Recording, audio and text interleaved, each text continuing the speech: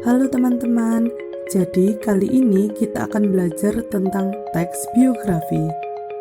Ini dia kompetensi dasarnya.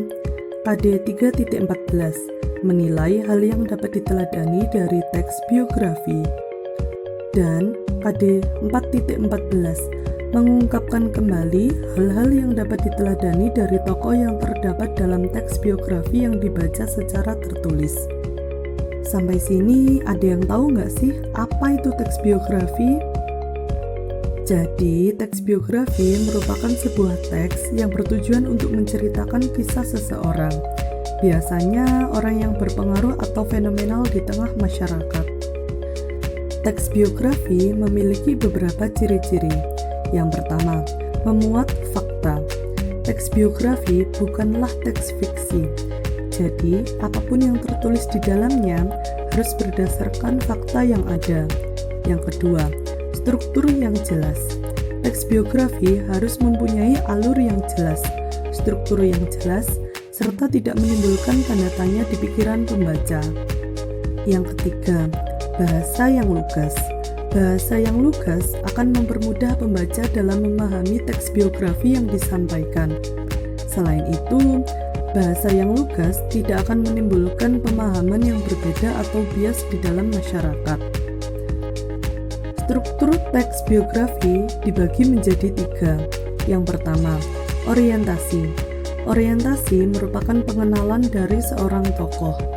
Orientasi memuat alasan, salah satunya tentang mengapa penting bagi pembaca untuk mengenal tokoh tersebut. Yang kedua, bagian isi atau peristiwa dan masalah. Ini adalah bagian yang menyelami lebih dalam mengenai kehidupan seorang tokoh.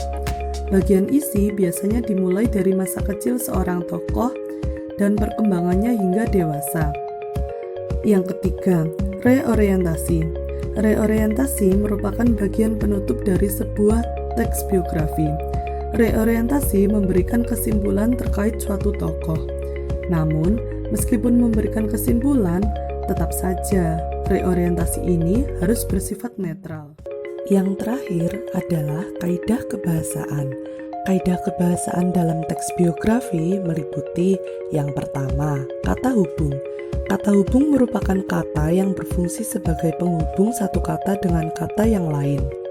Kata hubung membuat sebuah kalimat menjadi efektif dan juga mudah untuk dibaca. Yang kedua, rujukan kata. Rujukan kata merupakan kata yang merujuk pada sesuatu yang sudah disebutkan sebelumnya. Rujukan kata berfungsi agar penulis tidak mengulang-ulang sebuah kata yang sama. Yang ketiga, menggunakan penanda waktu, tempat, dan cara. Penanda berfungsi untuk memberikan variasi dalam teks biografi yang agar tidak membosankan saat dibaca. Yang keempat, kata ganti orang ketiga. Sudut pandang orang ketiga wajib digunakan dalam penulisan teks biografi karena teks ini tidak ditulis oleh diri sendiri. Nah, ini adalah salah satu contoh dari teks biografi yang berjudul Tri Risma Hari Ini. Selamat membaca.